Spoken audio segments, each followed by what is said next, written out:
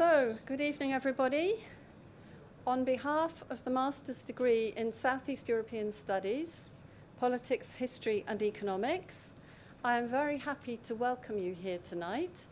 We organised this event for our own Master's degree students, but we also thought it would be nice to open it up to the undergraduate students, and we're very pleased to have you all with us here today. For those of you who don't know our programme, it was the very first English language study programme at the National and Kapodistrian University of Athens. Founded in 1999, it now has 24 years of experience behind it, and of course, many alumni from a total of 43 different countries. It's a very international master's degree. And it's a place where people make friends who remain friends for life. So, moving on to the subject of today's meeting, the impact of the Russia-Ukraine war on Southeastern Europe is one of the most important issues facing the region today. We thought it would be very interesting to bring 4 distinguished speakers here to give us case studies of 4 different Southeast European countries. Now, the road to organising anything at the University of Athens is never simple. I hear a few people laughing who have some experience of this. And among other things on the road to this event, at 8 p.m. last night, I received an email from one of our participants, Dr. Sinema Dar, who informed me that unfortunately she had just tested positive for COVID, and therefore she has not been able to fly today and to be with us here in this room. However, she is with us online, and we hope that now the technical problems have been sorted out and that she will be able to participate fully in the discussion. So, I will introduce each speaker as we go around, but let me just inform you of the rules of the game. We will organise this round table in 2 rounds. So in the first round, I have asked each speaker to speak for 9 minutes. That's 9 minutes, everybody. Okay, and to explain to us, first of all, what their country's policy is towards the war, and then the geopolitical implications and any foreign policy shifts that have been entailed. And then we will have a second, slightly shorter round where we'll talk about the impact on domestic politics. So, let us start with our first speaker. Our first speaker is an old friend of our programme. Some of our alumni will recognise him from last year or previous years. Dr. Jovan Teokarovic is Professor of Comparative Politics at the University of Belgrade and visiting professor at the College of Europe at the Natalin campus in Warsaw. You can read much more about him in the biographical note on the programme, so I won't go into further details here. Let me just hand straight over to you, Jovan, to talk to us about the case study of Serbia. Thank you. Should I? Okay.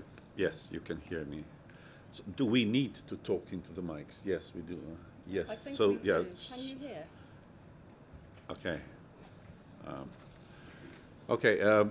It's a little odd actually to begin this story with Serbia, because Serbia has been. There's an English phrase, an odd man out. Is there a phrase, an odd country out? I think we could say that. Yes.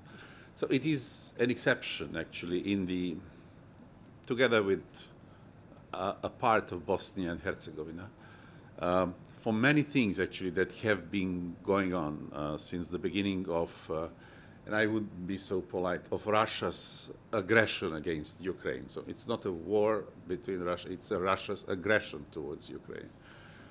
And Serbia is the only country, together with Bosnia, not counting Belarus, of course, that hasn't imposed sanctions on Russia. It has joined, however, the international community, the UN members, already in March of the last year, so a little after the beginning of aggression, by voting together with the majority of the EU members on 2 accounts. One is practically condemnation of Russia for the aggression, and the other was when Russia was kicked by all those states out of the Chamber for Human Rights. In some regional fora as well, Serbia has sided with majority in those majorities in those fora and voted against Russia as well. In the second half of this, a year and a half since the beginning of the war, Serbia began to send and to speak about it aid to Ukraine. And there were some US intelligence reports that said that Serbia was also sending, granting, or selling weapons to Ukraine. We don't know where the truth is in this. In a very ambitiously written proclamation of the Serbian government, a very long one, and doesn't say anything, of course, when it's long, the official Serbia actually basically said, not condemning Russia, that the war was a mistake. So it shouldn't have happened. A very strange attitude and the words chosen. But there were several things actually that, because of the war, one should not forget when we speak about Serbia. This is, I would say, a perspective from a wider European perspective. There have been big geopolitical changes that also had serious effects on Serbia, although it, I repeat, has not joined the majority condemning Russia. First of all, we were quite afraid, actually, in February of last year, that the war will spill over from Ukraine to the Western Balkans. Many people have taken their savings from the banks because, unfortunately, we have bad experiences from military conflicts in a recent history. Nobody knows how to behave in those circumstances, but we do have some tricks. So don't leave the money. That's the first thing you always, if you have it.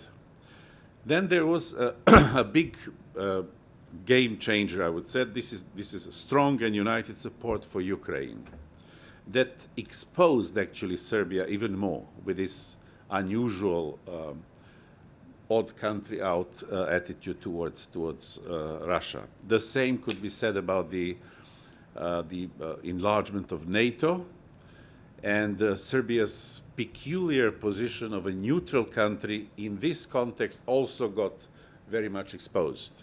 So, until several months ago, Serbia could say, yes, Switzerland and Sweden and Finland and Austria, we are all together. No, we are not all together, actually. So this was also important.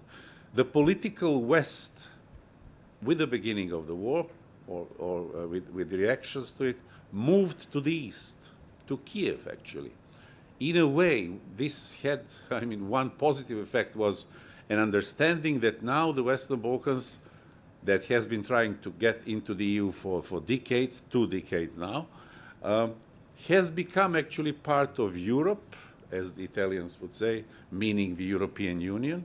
I've just come back from Italy, and I always criticize Italians for this. So we are now actually not the most eastern or most southeastern part of Europe. We are in Europe somewhere, certainly to the west of where the war is raging, unfortunately, still. Now, at the same time, 2 opposed things happened. You remember that in June of last year, Ukraine and Moldova got officially the candidate status for the EU membership. This was a big impetus, actually, for the EU enlargement that has been forgotten for a decade at least. And if you see Serbia within it, actually we didn't do anything. We stood silent and came under informal sanctions of the EU. Informal meaning the accession negotiations that started for Serbia in 2014 practically didn't proceed, didn't go on. So these are sanctions also. If you don't progress, then you're actually going backwards. At the same time, and this is nothing new, with Serbia being the biggest, with 7 million people, biggest country in the region and important in many, many aspects, powerful nations and international organizations tend to be careful with this country. So don't make it mad, because it might become even worse than it used to be in the 90s, everybody thinks. And one of the, I would say, indicators of this careful approach to Serbia is that at the same time when practically the accession talks have been suspended, couldn't go on, Serbia got the biggest grant from the EU that the EU has ever given to any Western Balkan country. This is 600 million euros for the railway from Belgrade to Niš, towards this country, towards Greece. So do something about it from the south, and then we'll meet somewhere in a country with no name. No, this is a joke. So this is how actually things are going. So, you know, it's like a tango, you know, 2 steps forward, 1 step back. But as time goes by, I would say that actually Serbia is getting more and more isolated. How many seconds do I have more? You have actually a minute and a half. Okay. So what are the reasons of this special relation, these special relations Serbia has had, and due to which it, with Russia, and due to which it hasn't actually imposed sanctions? So the real importance of Russia to Serbia lies in the emotional sphere first. I'll come to that maybe later. But it is about the status of Kosovo. So Russia is the protector of non-recognition of Kosovo in the Security Council of the United Nations. No pasaran there for Kosovo. In addition, 100, together with Bosnia and Herzegovina, Serbia is the biggest dependent on the import of Russian oil or gas, 100% until a few months ago. Now the diversification is going on, and with 2 interconnectors, with Bulgaria and Hungary, actually the dependence is going to drop, to go down. But still it's going to be very, very high. As far as oil is concerned, 60% of oil used to come from Russia. Now it's much, much less. Serbia has free trade agreements with both Russia and the Eurasian Economic Union. It has a well-developed military cooperation, but beware, at the same time, how to say, with this strange military neutrality, this is the official term, Serbia has had more military exercises with NATO within the PFP, Partnership for Peace program, than with Russia. It buys 2 helicopters in Russia, then they go to France, they buy 4 more, and etc., etc. This is the understanding of neutrality in Serbia. But the Serbian citizens have been bombarded with pro-Russian propaganda, or rather, and it is the same thing, anti-Western propaganda from the regime-controlled media, and they do really control these media very tightly. When we speak about Russian-Serbian relations, it's about emotions. It's about love, actually, in which rational argumentation or decisions do not count. People say, I love Russia, they have never been there, they don't speak Russian, etc., etc., because they hate the West. This is the reason. And it is a very important factor, actually, in Serbian politics, where we shall come afterwards. Thank you. Okay, thank you very much, Jovan. And certainly what's going on in the Serbian media could be one of the topics that you look at in the next round. Don't touch them. Okay. My recommendation.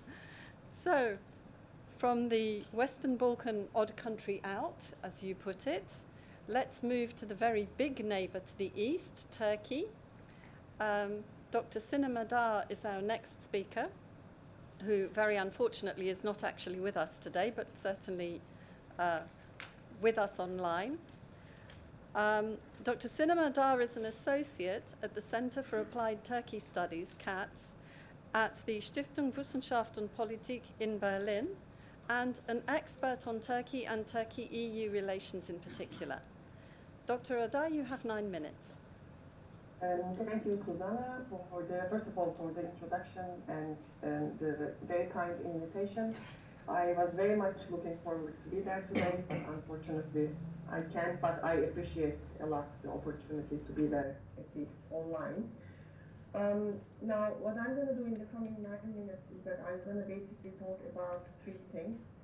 First, I will be talking about what Turkey has done and has not done up until now, since the beginning of the war. Then I will talk about why Turkey did the things it did and didn't do the things that it didn't do. And at the very end, very briefly, I will talk about what all of this means for Turkey's kind of geopolitical positioning in this critical moment. So, what has Turkey done and not done since the beginning of the war? Turkey, as probably you all know, sells drones to Ukraine and is very proud of doing that. It supports, actually quite strongly, Ukraine's territorial integrity and sovereignty, and this has been the case when Russia invaded Crimea in 2014 as well, so one can say that it is an official state policy, the support to Ukraine's territorial integrity and sovereignty.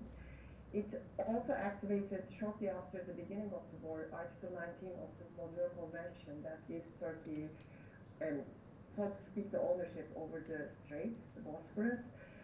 And Article 19 basically means that Turkey closed the straits to warships from both literal and non-literal states. At the same time, it didn't join the EU sanction regime, and the argument that Ankara provides for that is that Turkey, in principle, only supports UN's sanctions regime. Since Turkey is not an EU member, there is no reason for the EU to join the EU's sanction regime. So this is the official justification that Ankara provides for not joining the EU sanction regime. It did abstain in the vote on Russia's suspension from the Council of Europe that took place shortly after the war started. And in the last couple of months, in the last 6 months, I would say, it was criticized heavily by Western allies for helping Russia to circumvent sanctions, the EU sanctions. So I think that's important. It's not that it didn't only join the EU sanction regime, but it is elite to have Russia to circumvent the sanctions. And overall, since the beginning, it was more stronger at the beginning of the war, but I think the aspiration is still there. It has positioned itself as a mediator between Ukraine and Russia, and it held peace negotiations at the very onset of the war in Istanbul. In July 2022, it also brokered the so-called grain deal, enabling the export of Ukrainian grain from the Ukraine Black Sea ports of Odessa, Chornomorsk, and Pivdenin. And the grain deal, as you probably all know, came to an end recently because Russia withdrew from it, and clearly Turkey is not able to convince Russia to come back to it. So these are a quick summary of what Turkey has done and has not done in comparison to its Western allies since the beginning of the war. Now, why Turkey has done all of these things and not done the things that it didn't do? There are 2 reasons for that. One has to do with Turkey's economic and security interests. So with both Ukraine and Russia, Turkey has significant economy and security interests. With Ukraine, or Turkey considers Ukraine as a strategic partner, particularly when it comes to defense cooperation. I already mentioned that Turkey sells the drones to Ukraine, but it is not only an aspect of its defense cooperation with Ukraine. It also, for instance, in 2020 agreed to build, together with Ukraine, other class corvettes. Ukraine is the engine supplier for Turkey's Akıncı and Kızılelma drones. So the defense cooperation is actually quite deep. That's why Turkey officially acknowledged Ukraine as a strategic partner. At the same time, Turkey is Ukraine's one of the largest foreign investors. In February 2022, before the war started, Turkey and Ukraine signed a free trade agreement. Ukrainian tourists are important, given it's an important revenue, tourism revenue, because of the Ukrainian tourists, especially given the state of the Turkish economy. In addition, together with Russia, Ukrainian grains, so to speak, constitute 80% of Turkish imports, grain imports. Now, when it comes to Russia, again, as Ukraine, Russia is economically important for Turkey when it comes to tourism revenues, but also, as I mentioned, the wheat trade. And since the beginning of the war, there was significant migration from Russia to Turkey, and at the moment, actually in 2022, but also this year, when you look at the house sales or the house purchases by foreign nationals, Russians are at the top of the list. And again, given the state of the Turkish economy, I think it is not something to underestimate. That's the contribution of the Russian presence in the Turkish housing market, so to speak. Russia is also Turkey's largest trading partner for imports and one of its main energy supplies. Since the beginning of the war, the trade volume with Russia increased by almost 200%. That's a significant increase, and most of it is due to the import of gas. Turkey basically imports gas, coal, coal and gas from Russia. At the same time, Turkey has also developed an interesting, what experts of Turkey-Russia relations name as conflict and cooperation, relationship of conflict and cooperation in different conflict zones, mainly Syria, Libya, and the Caucasus, since 2016. So that's another reason why, or that is another reason that contributes to kind of Turkey's security relations with Russia. Now, these are kind of like the interest part of the story when it comes to Turkey's relations with bilateral relations with Ukraine and Russia separately.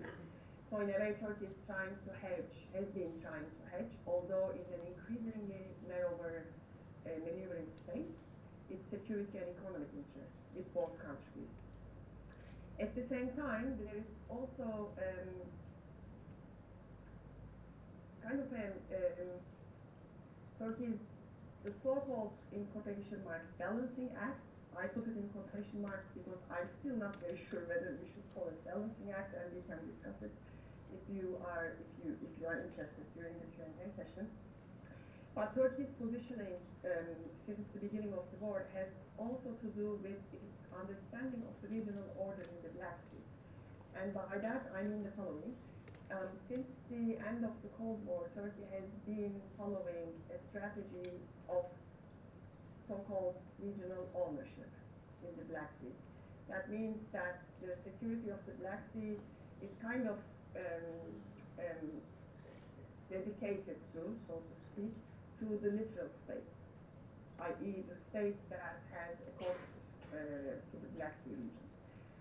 And therefore, Ukraine, Georgia, Russia, Romania, Bulgaria, Turkey are the main and should be the main countries that should be responsible for the security and the stability of the Black Sea region.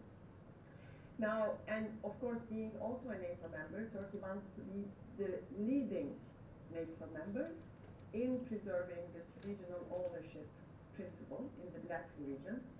And that's why it has been, I think, one of the reasons why actually it activated Article 19 of the Montreux Convention, closing the straits to both the littoral and the non-littoral states, was actually to prevent any NATO presence other than the already existing Black Sea NATO members in the Black Sea.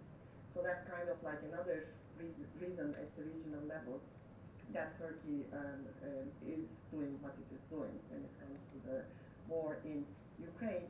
And last but not least, it also has to do, and we will come back to that, I believe, when we talk about the societal perceptions in the second round, it also has to do with like its positioning, its objection which became particularly pronounced in the last 7 to 8 years, I would say it's objection to a US-led world order. And again, we can unpack this if you are interested during the Q&A session, but just for the sake of the time, I'm going to move to the very last parts of my input for the first round, and that is to do with, like, what does this all mean for basically the change in geopolitics, for Turkey's own foreign policy approach to the change in geopolitics in the Black Sea region, and in general in the European security architecture. Now, I think all of these, if anything, demonstrate quite strongly Turkey's aspirations for a so-called independent foreign policy that go back to the end of the Cold War. So that didn't start with this current government, that go back to the end of the Cold War. But it took a quite different form under in the last 20 years under the rule of the current government, Justice and Development Party. And why do I say this? Like, or how do we understand, like, really Turkey is kind of pursuing a so-called independent foreign policy, independent mainly from the West, mainly from its Western allies. Now we see that, for instance, in its objection to both Finland and Sweden's NATO membership. In its, after the initial resistance, it gave the green light to Finland quite early, but Sweden is still hanging. But apparently, President Erdogan just signed the bill and sent it to the Turkish parliament as we speak. But here, actually, the main reason why, at least at the beginning, why Turkey put forward on the table for its objections to both Sweden and Finland's NATO membership, and it became much more stronger in the case of Sweden, is the support that these countries give to the PKK, which Turkey considers a terrorist organization. And in a way, I think Turkey in a way tried to create a precedent within the NATO by using both Finland and Sweden's NATO memberships to make the NATO allies to recognize YPG-PYD in northern Syria as an extension of PKK and as a terrorist organization, and it considerably failed to do that.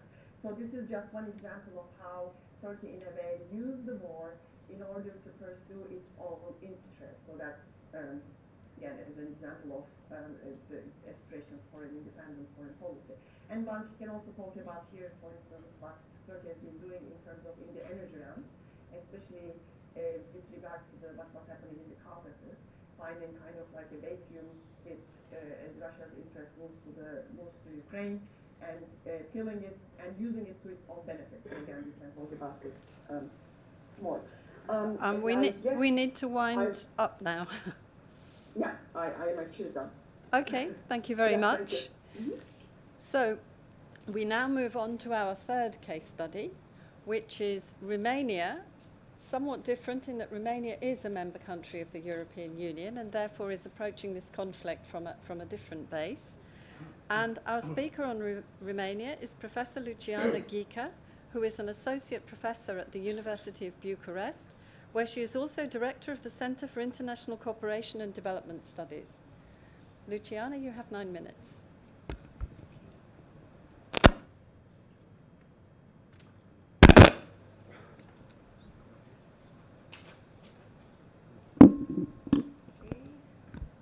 I hope it works. Can you hear us, Sinem? Perfect. I'm glad to meet you like that. Last week I was in Istanbul, so it's quite fresh, this type of outline that you made, and thank you for it. Our situation is a little bit more complex in a way. Even if we are in the European Union, we have a very unique domestic political configuration. Right now we have a coalition government which is formed of two main parties, the Social Democrats, which are basically a former communist, and the Liberals, which are actually conservatives. And it's a very strange mix. And they came up with the innovation of saying from the very beginning of the coalition that they will rule half of the time each. So half of the mandate will be a prime minister from one government, from one party, and half of the time will be one prime minister from the other party. And the first prime minister was from the Liberals, and he was a retired general. And that's when the conflict appeared, where actually not the conflict, as our colleague rightly emphasized, the invasion of Ukraine by Russia, the second one, because the first one was in Crimea. Now, what happened, we would expect with the former general as prime minister to have more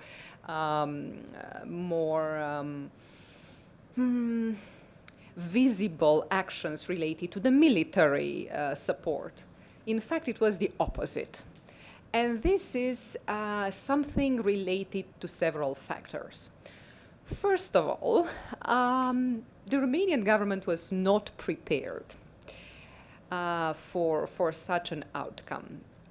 And prepared when it comes to military support. We didn't have much to offer, but we didn't want to feel ashamed about it. So what we did initially was donating about 400,000 US dollars to NATO to do things with it. But we couldn't offer directly something, but we couldn't say it. So one of the first problems that the government had was about communication. What should we do in terms of communicating things? I mean, the Poles started to say, we are going to give this and this, and what we are going. And the communication was, yes, we are supporting, but it's too important and secret, we cannot say. So it was increasingly ridiculous as public discourse, and it didn't work out. And that's one part of the story. The second part is that the government was also not prepared in terms of rhetorics, in terms of narrative, in terms of what to do with this. Because when we had a previous refugee crisis, although it was not a crisis, for Romania at least, in the case of the Syrian refugees, the discourse was, and pardon my French, hysterical.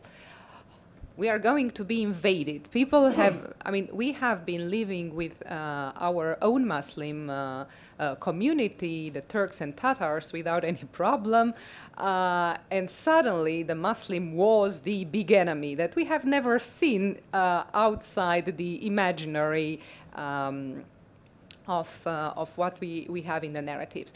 According to EU negotiations, we should have received about 1,000 refugees. In my department, political science at the University of Bucharest, we have 1,500 students altogether. So it was ridiculous in terms. There are blocks of flats that have more people in one. So it was really ridiculous. But it was such a hysterical narrative comparable with what was happening in Hungary and in Poland with the same type of rhetoric. So when we have the refugees coming during the first days of the war after 24th of February, the government was really, really surprised because they were expecting people to be as fearful and as crazy against refugees because they are refugees, although we have never seen too many refugees before, at least not in recent times. And this did not happen. And the government was quite surprised because electorally they were very much into competing among themselves, the two members of the coalitions, of who is more conservative. Yes, we're talking about the socialists, but they were actually the main supporters of the traditional family and the referendum for putting in the constitution that the family is just between the man and the woman. Thankfully, it failed. So they were surprised because they didn't know what to do. They were expecting the population to reject this, and on the contrary, the first day after the invasion, we had at the border a huge mobilization of the civil society and of absolutely normal people that were never mobilized before, coming from all over Romania, sometimes fleeing into Romania to help, to help the refugees. And what the government didn't take into account was the legacy about Russian feelings about the Russian legacy in Romania. The enemy is Russia, the external enemy in the Romanian imaginary in recent times. Although Romania was the only communist country that got rid of the Russian occupation before the end of the Cold War. Even during the Cold War, Russia, the USSR, was the enemy. After 1989, Russia continued to be framed as the main security threat. But beyond these political things, people still had the memory. Romania, during the Second World War, was mostly fighting alongside the Germans, and they changed with the Soviet Union at the end of the war. But they didn't like the Soviet Union occupation while they were allied, and there are horrible stories that people who still live, usually grandparents who also like to embellish things, still remember. So that was very important in terms of the national identity about what's your relation with Russia. So Russia was there as a security threat, and our neighbors, the Ukrainians, about whom we knew the least of all our neighbors, suddenly were in a situation that we imagined for years that we could be. And also there is this situation with Romania having in its own foreign policy as main focus of regional concern, the Republic of Moldova. So any problem with Ukraine is a problem for the Republic of Moldova. So everybody from the most conservative to the most progressive started to help refugees and to push for something. And in fact, the program that helped refugees in for the governmental structure was initiated by a civil society network called Code for Romania, currently Commit Global. That's the new name. They became a global organization this year. And they managed to gather all the information and mobilize all the stakeholders. So they work with the UN Refugees Agency, with the governments, with the humanitarian response, and they managed to coagulate the governmental response for this. So that was briefly what happened, and it tells you also that there was no strategy for such a case, and this didn't change much ever since. What happened in terms of support, apart from finally coagulated a strategy, from the very beginning, after some initial hesitation, Romania condemned and of course aligned with the EU sanction and the UN sanction, but this is in line with the traditional multilateralism of Romanian foreign policy. Also supported humanitarian aid. It could not provide much as a government. There was a lot of humanitarian aid provided by Romanian civil society, Romanian citizens, but also it facilitated transport, international transports, and it donated equipment. It didn't provide much money, but it donated ambulances, for instance. It also participated into the grain deal by facilitating the transport via Danube. About a third of the grains are now transiting Danube, but the problem is that the infrastructure is not developed for the amount of ships that are required for this, and there is a huge problem also in environmental terms, because we would need to extend the Danube channel, and that would create problems for the environment because the Danube Delta is a protected area. There was also an economic type of support directly for refugees called 50-20. It was 50 day, so basically 10 euro per accommodation per day and 4 euro per diem per day for any refugee hosted. So that was paid to the hosts. And not directly to the refugees. And that was a program that supported a lot at the beginning, but there were delays in payments and it stopped. So that was considered a failed program, although initially it supported quite a lot. We had about 2.5 million, more than 2.5 million refugees transiting, and only about less than 100 remaining, mostly women with children. Also, there were some initiatives that were supported initially by the government, but mostly rhetorical, for attracting high-skilled refugees, because they understood that that's also an opportunity for economy, especially from the IT sector, but they couldn't retain many, mostly because of the language barrier. Very few knew at least English, which is a language that is used in the business environment in Romania, and very few wanted to remain in Romania.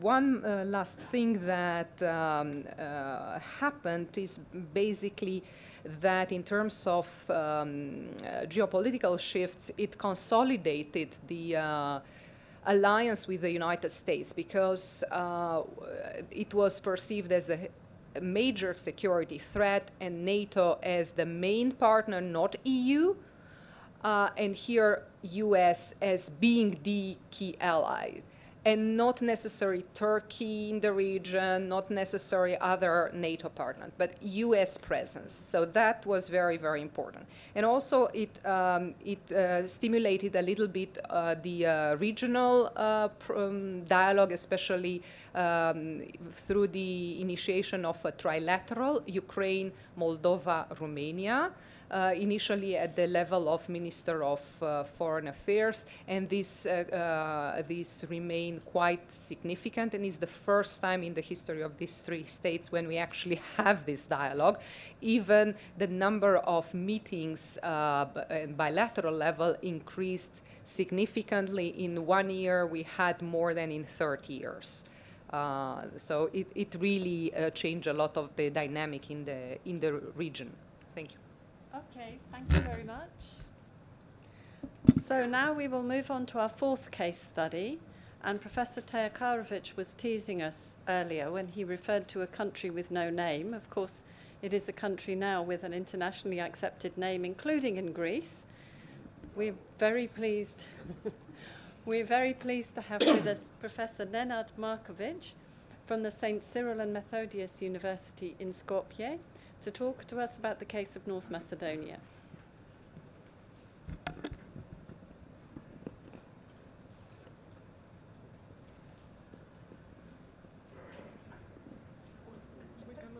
We can switch. It's faster. Thank you. Sorry for the technical. No problem.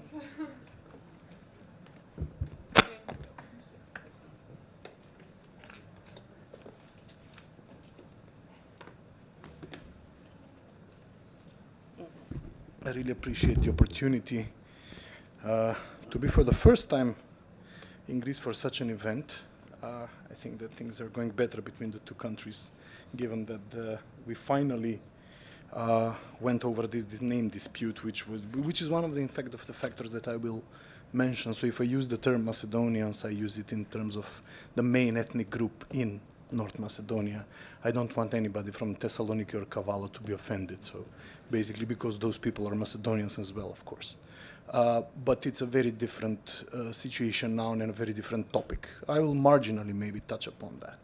It's good that we have Serbia, Romania, and Hungary on the north, Bulgaria to the west, and Greece to the east, and you all have respectable armies, so we can flee in time if the Russians attack.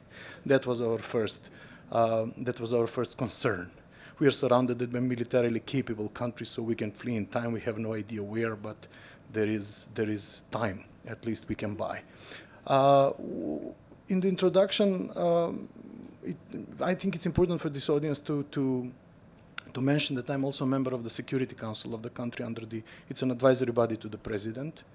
He nominates 3 members, I'm one of those, and I know firsthand what was happening and what kind of a policy was engaged by North Macedonia towards the whole problem.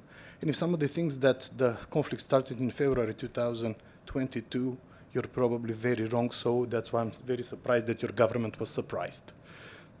It's mostly because NATO countries knew that Russia is going to invade Ukraine in November 2021.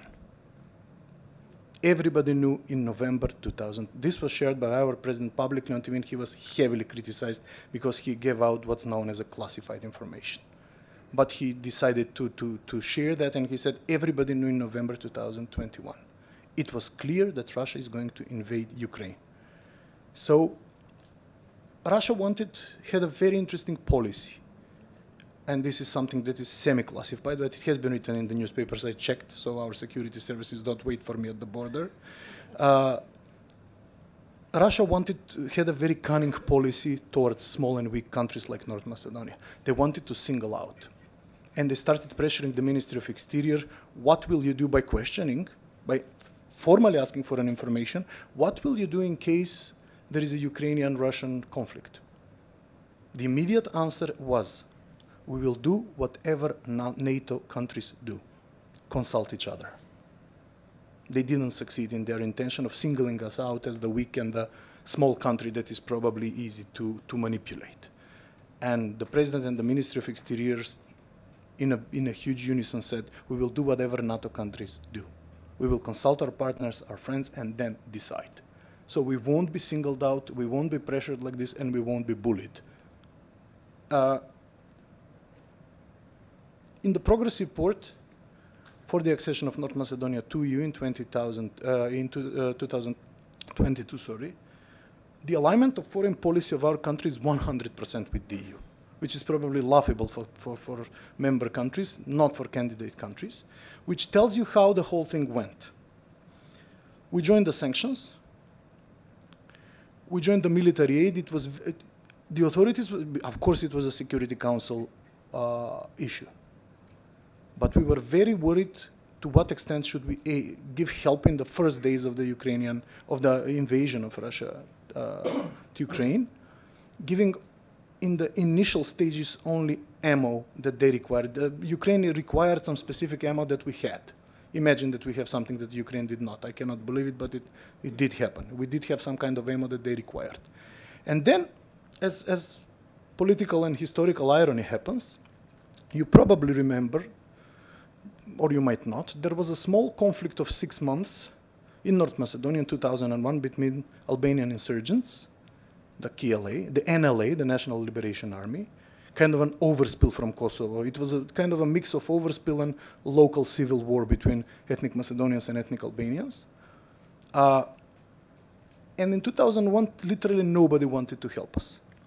Our security forces asked all the surrounding countries, all European countries to help us end the conflict. Of course, the US stepped in at some point. The EU also, they ended the conflict with political means, but in terms of military help, nobody wanted to help us. Do you know what was the only country that helped us in 2001? Ukraine, during the time of Leonid Kuchma. They gave us the choppers that practically ended the war because it was mostly, NLA was guerrilla. You can easily end the war with sophisticated military warfare.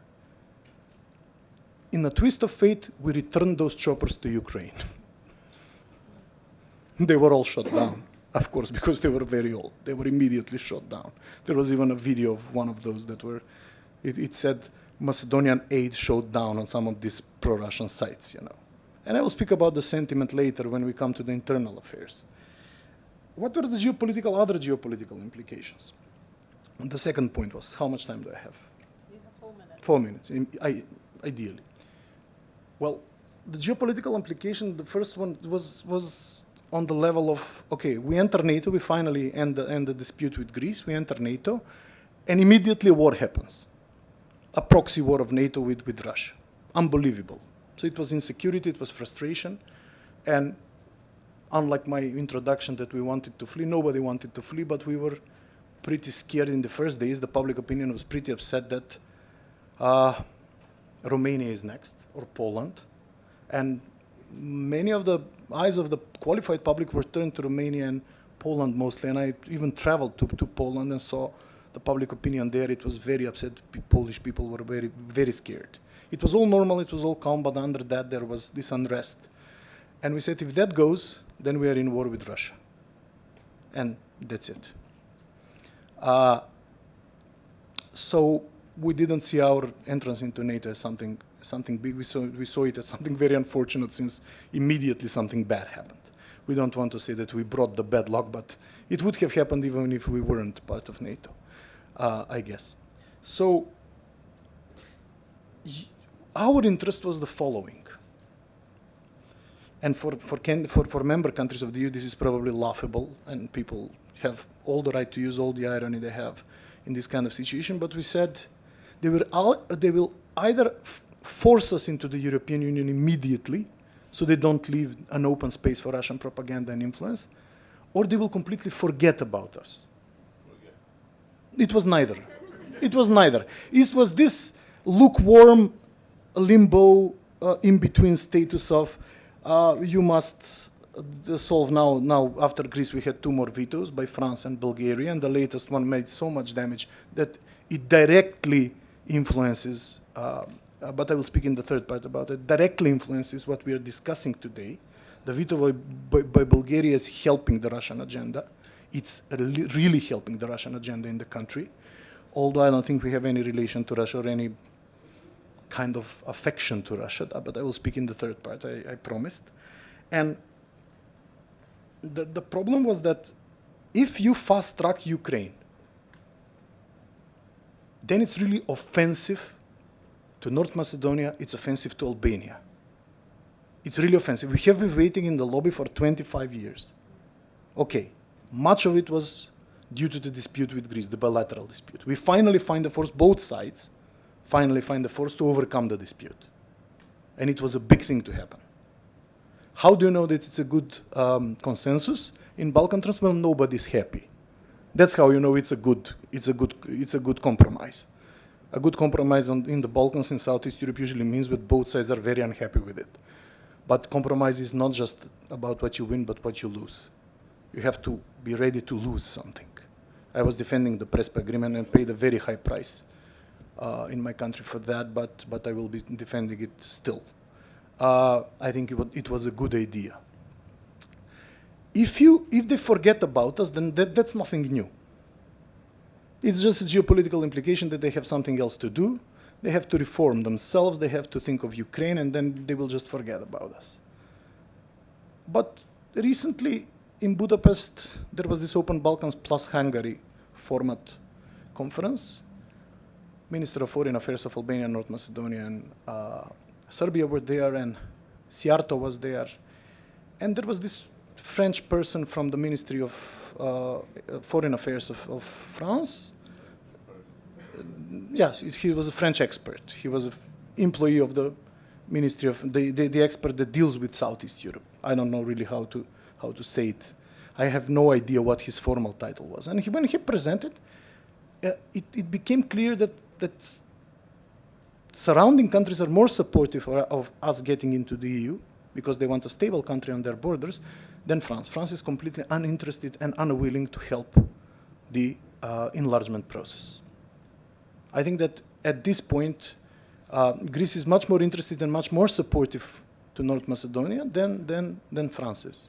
And it has been openly said by Greece in several occasions that Balkan countries have to be speed up in this because, of course, everybody wants stability on their borders. Nobody wants an unstable, open to interpretation country on the borderline.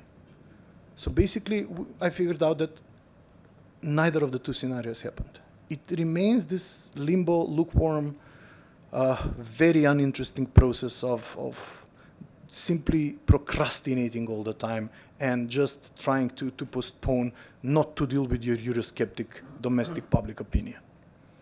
And that, unfortunately, is at this moment helping the Russian agenda. because internal forces, populistic parties are using this massively. I think I spent my time. I will finish here and I will speak more. My interest is in the third part of the discussion that will come after, and there are more interesting things to say about the public opinion and what happens there. But there are only two parts. First and second part are together. I see. Yeah, yeah. Yeah, I had asked you 3 questions, right? Your government's policy towards the war, the geopolitical implications. Those 2 went together, and now we're going to have the second round, which is about the domestic political implications. So thank you very much for that first round. I think you've already given us a lot of food for thought. And we will go back to the speakers in the order in which we originally started. So Professor I have. Oh, you have? Yes. Okay. So we're back to Serbia. Thank you. There's one peculiar thing, actually, that not only in Serbia, but also in all other Western Balkan countries, if I may say this, there have been no internal changes as consequences of the war. External changes actually happened, and we have been dealing with them, but internally, who was in favor of Russia, Serbs, stayed that way. Who criticized Russia, stayed that way. And actually, if you see the political configurations in the whole region of the Western Balkans, nothing has actually changed. It's, I don't know if you agree. So we had actually a stalemate in politics in a way. And also, you know, the natures of the regimes have not changed. So Serbia was not a democracy in February last year. It is not a democracy now. And I don't think it will be a democracy anytime soon. We'll have elections in mid-December now. The one thing actually that connects internal politics, or let me say 2 things. First, I haven't mentioned the opposition in Serbia. So divided, very weak, attacked with any kind of weapons, you know, from media to smear campaigns, to fabricated allegations in courts also. It had actually a thing that for the first time in many years looked promising, actually, when we speak or hope for democracy. At the end of 21, one ecological topic actually came up front, because there was a huge mobilization for the first time in Serbia around such a topic. Lithium was found in Western Serbia, and practically everybody who was against the regime, plus many environmentalists, joined, and we had huge demonstrations. And then Putin attacked Ukraine. Everything disappeared. So like in Hungary and in many other places, you know, the message of the power holder, of the one and only that we have, he has the whole power, unchecked power in Serbia, the Serbian President Vučić. He came out with a new message for the elections that actually were to happen in April, very 2 months after the invasion. So it was stability. Stability became the new word. And of course, people went to that side. Demonstrations were somehow, you know, postponed. They never came out. After the invasion, so we have a strange situation in which the owner of Serbia, President Vučić, fakes to some extent the level of nationalism he's pouring on to his voters in order to control actually this part of the electorate. He has himself created, and he's now actually afraid of being, how to say, pronounced as a traitor to these people. Again, a part of the opposition itself is even more nationalistic, maybe. So they meet somewhere there, which is why actually there is no, and there has been fear among the pro-liberal, pro-European opposition. They never, until today, dared to say some strong word of criticism against Russia. This is appalling.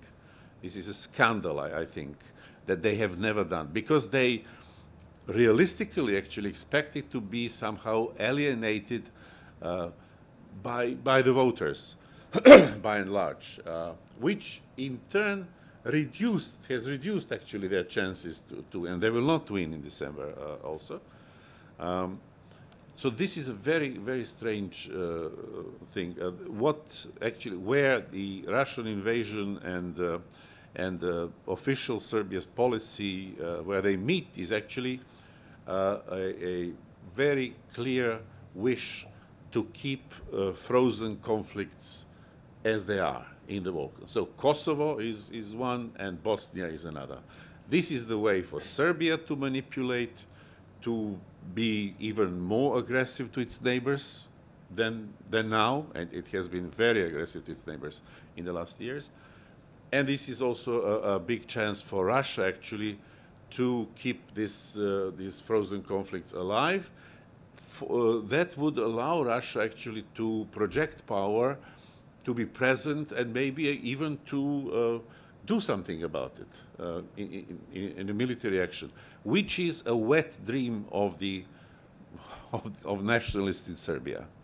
So they were waiting until until Serbia was defeated in several wars. These nationalists have been waiting for maybe a situation like the Russia-NATO conflict, in which, you know, there could be a chance for revenge. There could be a chance for Serbian nationalists to make some victory, to take history, you know, back where it was supposed to go in this direction. So this is the main axis, and Serbia has, with this president and his entourage, Serbia is now considered as an important player in the Balkans because it's bigger than the others. We're talking about very small states, very insignificant states, while it has remained a bully in the Balkans. It is a bully, it has been a bully, and things are back actually with this great Serbia ideology there where it was. Together with the president, he was also in the 90s. So unlike all other post-Yugoslav states, Serbia is actually back to this place where the war began, which is very, very dangerous. Thank you. Thank you very much, even though this is quite a depressing account. Oh, have we lost Dr. Adar?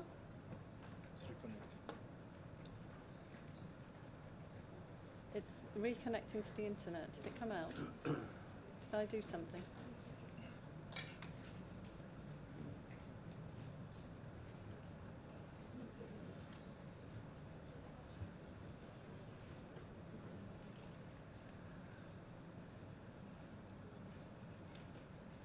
Okay, so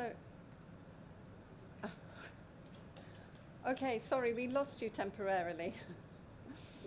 Yes. I'm back. All right, so after this very depressing account of domestic politics in Serbia, let's move on and hear about the Turkish case. Thank you. I have a couple of points to make, and I'll be brief, hopefully.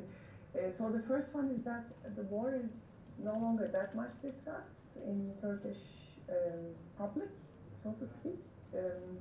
And of course now with what's happening in Gaza, I think it has also completely taken over in the last 2 weeks, if there were any discussion about the war in Ukraine. The second point is that of course, between the start of Russia's war against Ukraine and now we had an election, a quite historically decisive election in Turkey, and we all know the result of it. And I would say that Mr. Putin was quite eager that Mr. Erdogan remains in power. And I think he also did what he could do towards that end, for instance, by postponing gas, the Turkey's gas debt to Russia for a year in 2023. So the debt for 2023 was postponed to 2024. So that's kind of like in a way, it was a good, I would say, relaxation on the Turkish budget, so to speak, which was needed for the election spending. So that's kind of like one example of how Mr. Putin was eager for Mr. Erdogan to stay in power. And thirdly, and this is kind of like the main point, and I'm gonna unpack this in the rest of the input. Now, according to the German Marshall Fund's the latest transatlantic trend survey, Turkish respondents were least likely to find other allies reliable. And Turkey is also seen by the other allies, the citizens in the allied countries, as the least reliable nation. And I think this kind of like shows the deep running mistrust against, in general, the Western allies in Turkey. And that is a couple of reasons. We can go into that, but just to name a few, EU-Turkey migration deal was really a turning point, even among the pro-EU, pro-democracy segments of the society. In addition to that, like the government has been propagating the narrative that Turkey can no longer trust its Western allies, be it because of the US cooperation with YPG/PYD in northern Syria that started in 2014, or be it because of the lack of support from both the EU and the US when Turkey was facing a failed coup attempt in 2016. So these two talking points were very systematically propagated in the Turkish public through the media, 90% of which is under the control of the ruling government. So all of these, I think, contribute to the deep running anti-Western sentiments that kind of like also built on the historical grievances, which I'm going to talk about in a bit. In Turkey, in a way, kind of the Russia's war against Ukraine came on top of this already existing deep running anti-Western sentiments. And there, I mean, I think a significant portion of the Turkish society see the war in Ukraine, not only between Ukraine and Russia, but also between NATO and Russia. And there, I wouldn't basically, there are of course like pro-Russia segments of the society, but the tendency is to kind of, if the tendency is to align with Russia, it is often, I mean, again, there are pro-Russian segments of the society, but the pro-Russian tendencies are not only because of that, they are mostly like secondary order in the sense that they are caused by the grievances towards NATO, towards the EU, towards the West. And that kind of was also very, I think, prevalent when the war started, because the main kind of reaction, if you look at the pro-government newspapers, for instance, and even not only the pro-government newspapers, a wide variety of newspapers, you would see that like the criticism was mainly focusing on the political corruptness of the West, so to speak. It is not reliable, it is no longer functioning well, and of course the working assumption of the AKP government, I think it changed a little bit after the war started, but still is there. The working assumption is that the West is in terminal decline, and the power, the gravity of power in international relations shifted to the East, i.e. Russia and China. But of course, the EU and the US's very determined and unified initial response to the war in Ukraine, I think was a little bit of a disruption to that assumption. It is still there, but I think it's not as strong, and it's also in combination with, again, the difficulties that Turkey has both in its economy, but also in its foreign policy. So bottom line is that the government needs the West. And as I said earlier, like the perception in general is that this is a war between NATO and Russia. And this is kind of, I think that one can, if one wants to dig deeper, then it has kind of like two different strengths. One is that the anti-Americanism that prevails among the secularist nationalist left. And there the tendency is that it is because of the NATO's expansion to the east that Russia invaded Ukraine. So in a way, the responsibility falls on NATO. And that position, that strong anti-Americanism has its deeps actually in the Cold War era, because for a significant segment of the secularist nationalist Turkish left, the roots of Turkish Islamism but also ultra-nationalism are very much embedded in the Cold War, in basically the kind of the US support to Turkey against a communist Soviet Union. So because of that support, in a way, these radical movements, so to speak, became stronger and stronger. So, and that's, it's kind of like, I think, the root cause of the anti-Americanism that prevails among the secularist nationalist left. But there is also, if you move to the right of the political spectrum, far right of the political spectrum, then there you also see kind of a criticism of the US, but that is more in terms of like the US is seen as an hindrance to kind of the formation of a Turkic world or an Islamist world, etc., etc. And underneath that, lurking underneath that, I think is also like a dislike of the Western culture. And this is more of a, again, like I would say that not only a cultural argument, it is kind of like the cultural argument, I think, is entangled with the security argument that prevails within the right segments of the population.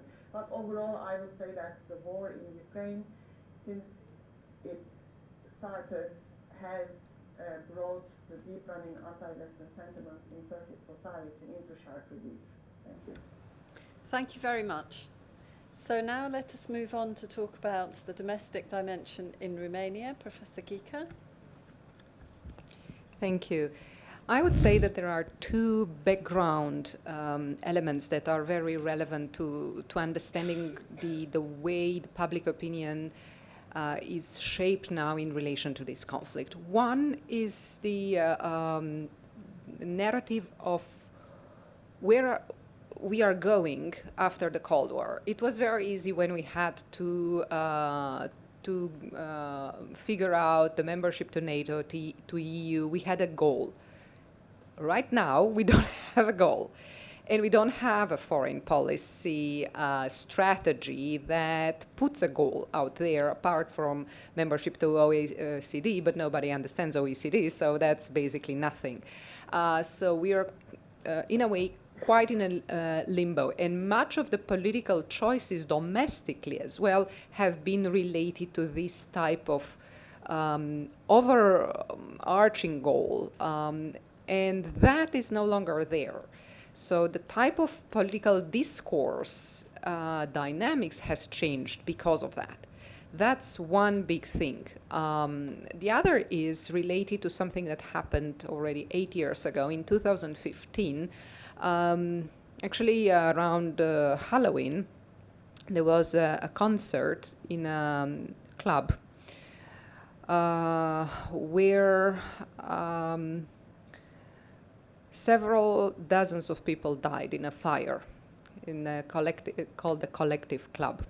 Several of our students died as well at that concert.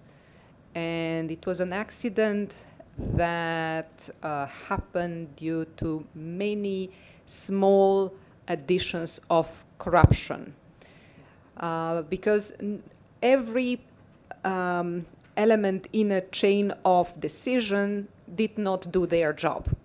From the mayor to the band that wanted to have fireworks inside.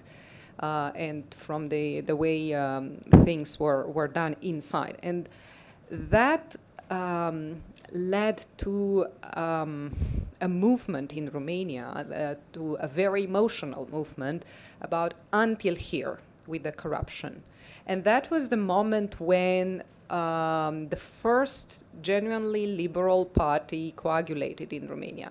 The National Liberal Party was actually a reinvention of the interwar party that was forbidden during communism and was created during the 19th century. But it was not a genuinely liberal party.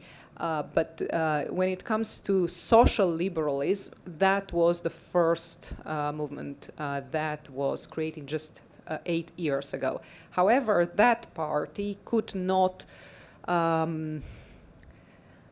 continue coagulate a narrative, and it also did not cover a space that was uncovered in Romanian politics, namely the left.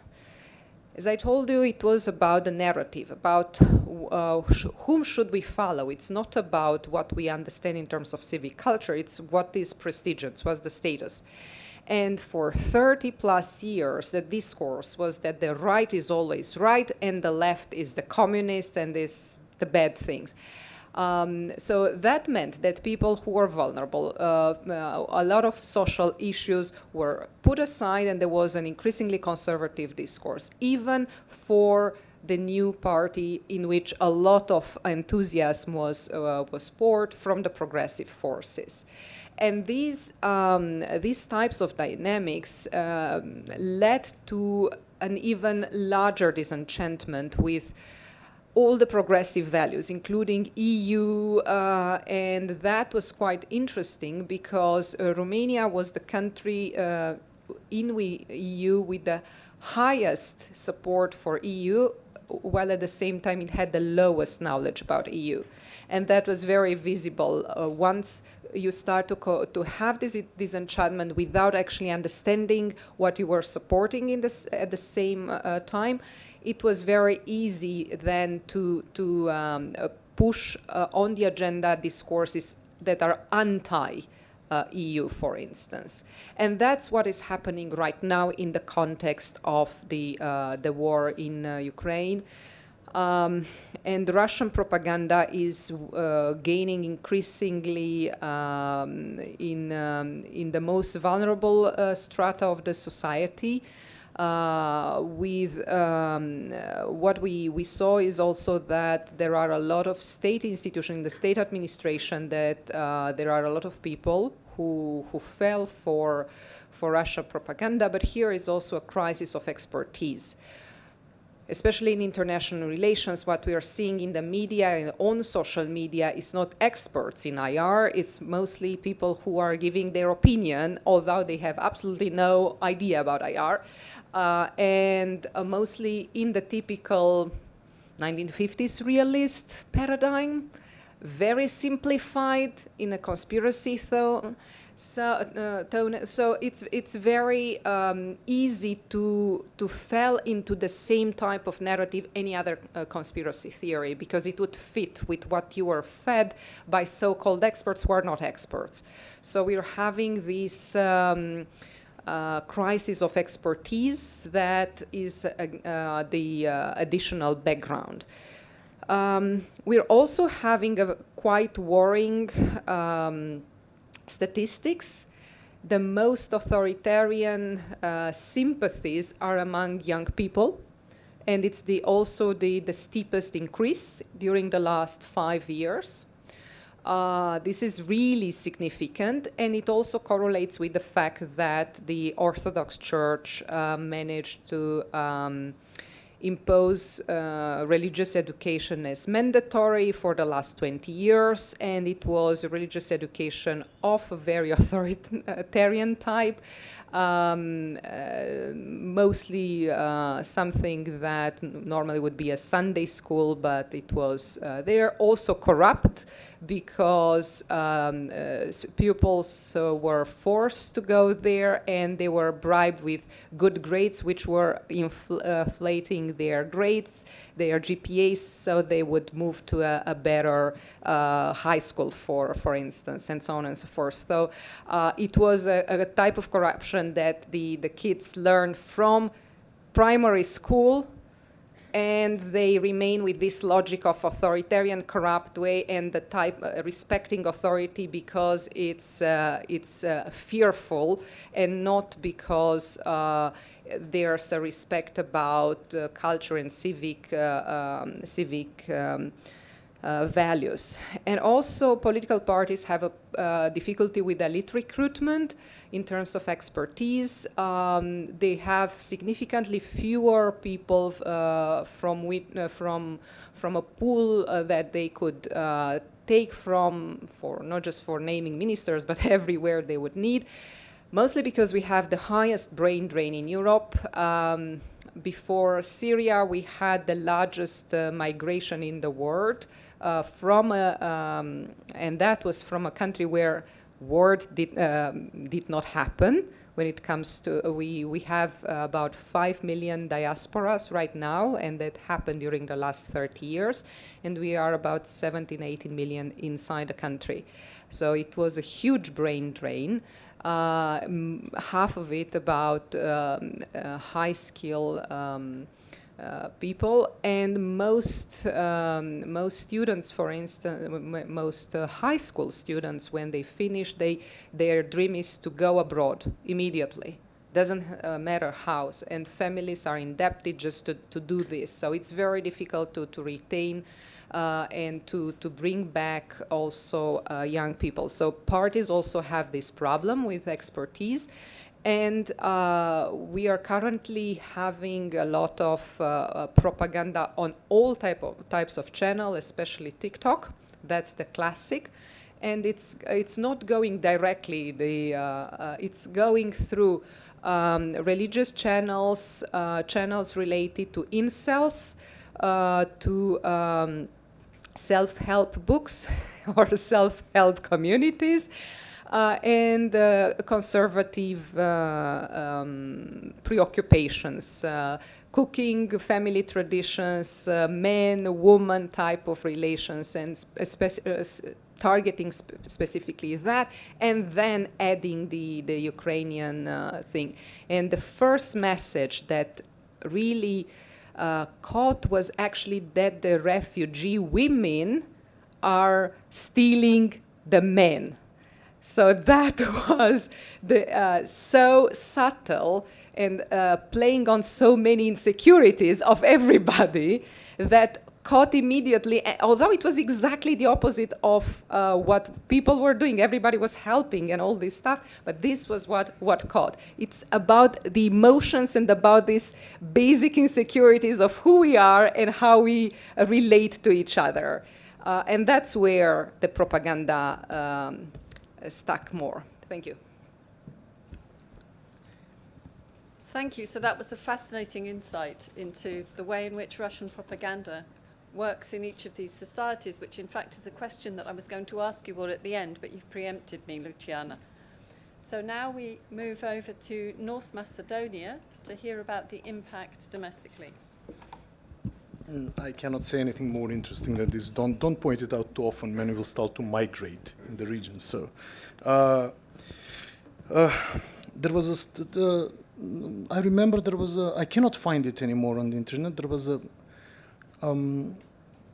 paper that I downloaded, a study that divided Southeast European and East European nations into 3 types, way before Ukraine, 2015-16 approximately. Bear huggers, bear lovers, and bear haters.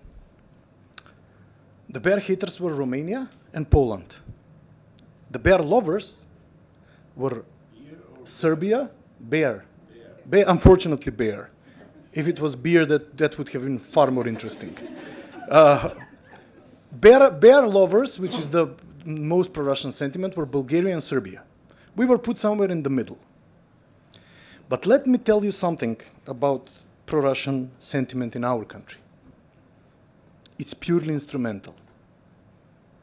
It has nothing to do with being pro-Russian. As Luciana said, it has everything to do, and Professor Teokarevich said, it has everything to do with anti-Westernism. It has nothing to do with Russia. Do you know what's the biggest cultural reference among young people and teens that comes from Russia in our country, in North Macedonia? It's Masha and the Bear and tattoo. And tattoo is long forgot. those two girls that used to sing. Nothing outside of that exists as a cultural reference. My generation was at least exposed to Karenina and Yesenin and the ballet and the Bolshoi and whatnot. We knew something. The exposure of younger generations to Russian culture, to Russian civilization in general, is zero. They know nothing about it. The percentage of trade between North Macedonia and Russia is negligible. 80% is with European Union. Germany mostly, Greece is there, and Serbia, of course, is there with quite a high percentage. So they're completely unimportant to us.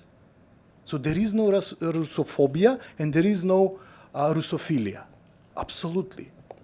Both are absent because it's purely instrumental, but it's a good tool for anti-Westernism. Why? Exactly because of the first part. Because we constantly have a veto on the European process, and people are tired, disappointed, and completely frustrated. The ones that didn't flee the country. In 2002, the census was 2.1 million, and now in 2022, it's 1.8. And not all of these people, they just applied for the census, they're not living in North Macedonia. They're not living in the country. So you imagine, I used to have 190 students in my class, now I have 15. That's called decimation of the country. There is going to be no more North Macedonia probably in 50 years or something like that, if this trend continues. But when it comes to pro-Russian sentiment, it's absolutely instrumental. The highest that Russia gained in public opinion polls was 3% of popularity after the French veto. As soon as we got rid of the bilateral issue with Greece, the French said, no, we changed the methodology. And as soon as then the French, okay, we said, okay, irreversible methodology, fine, it's good for us as well, we accept it fully. And then Bulgaria said, objection, third veto. And after every veto, pro-Russian sentiment rises, steeply rises. And there is a huge difference between the two biggest ethnic groups, between the ethnic Albanians and ethnic Macedonians. Ethnic Albanians are pro-Ukrainian 100%, which is a complete irony, given that in 2001, Ukraine was the only country that helped us practically deal with the NLA insurgents. It's an irony of faith. Ethnic Macedonians are divided. There is quite a big portion of people that believe that Russia is right. Not because they know anything about Russia. The cognitive aspect of that attitude is zero. It's just a hunch that you can, it's a mini revenge for changing the name, having a second veto, having a third veto, being molested for 25 years, and saying, no curses. Come on, I promised myself I will skip those. No curses and swears. It's the revenge of the little man. It's the revenge of the little man, nothing else. On the other hand, there is a very interesting proxy, and we come to the Bulgarian veto and why it's important. There is no authentic Russian propaganda, although can you guess the two countries where the Russian embassy tweeted the most? It's North Macedonia and Romania. Tweeted the most. It's very active on social networks, and it's dominating social networks even, with malign influence. It's very interesting to know this. Why? Because the initial Russian plan was what? Buffer zone. North Macedonia, Montenegro, Bosnia and Herzegovina, and Serbia never getting into NATO. 2 out of 4 countries failed them. North Macedonia and Montenegro failed them. Now the tactics is cause havoc as much as you can. Support populist parties and destroy everything that you can. Just destroy things. Destroy the public discourse, destroy the social networks, destroy relations with neighbors, whatever you can touch upon, just destroy it and cause havoc. There is no other agenda. There is no other agenda. Play on the Slavic card, play on the card of, I don't know, play on the card of orthodoxy, and people say, okay, but isn't the church a proxy? No. The Macedonian Orthodox Church / Ohrid Archbishoprics, that's the full name. You can imagine why, because in Greece it's very hard to convince people to call it Macedonian Orthodox Church, and in Bulgaria it's very hard to convince them to call it Ohrid Archbishoprics. Because the Bulgarian Orthodox Church says, oh, we are the inheritors of the Ohrid Archbishoprics, not you.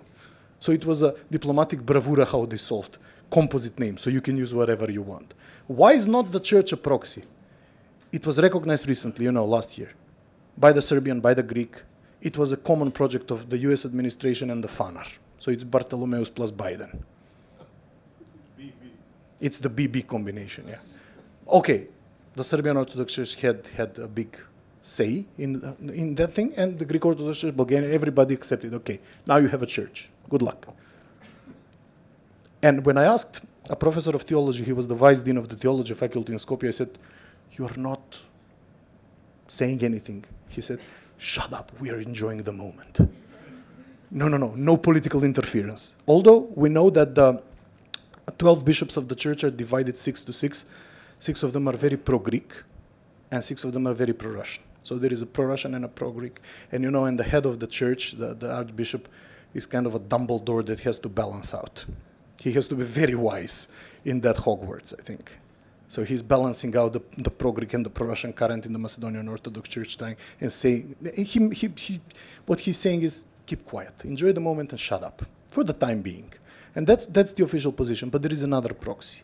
And Professor Terokarevic knows this much better than me. It's called the project of Srpski Svet. And that's the biggest proxy to Russian propaganda. Serbian world. Known, in other words, as Open Balkans, which is just a disguise for the same hegemonic project. The Russian influence in North Macedonia goes through Serbia. It's never direct. And Bulgaria made a historical mistake with the veto. At least Greece was constant and was vetoing us for NATO and for EU and had a constant position. We knew that's respectable to a certain point. That's respectable. It was consistent. That's the word I was looking for. Bulgaria was not consistent. Bulgaria didn't veto us for NATO, but did veto us for the European Union. You appreciate more somebody, even if you deeply disagree, when somebody is consistent. It was a consistent position of Greece until we solved the issue, as we solved it. And now, this proxy of the Open Balkans, or so-called Serbian World Project, is letting this Russian influence slowly into the... And the Bulgarian veto causes what? What is the most popular country among ethnic Macedonians in North Macedonia? Do you know? By far. After the Bulgarian veto, even more.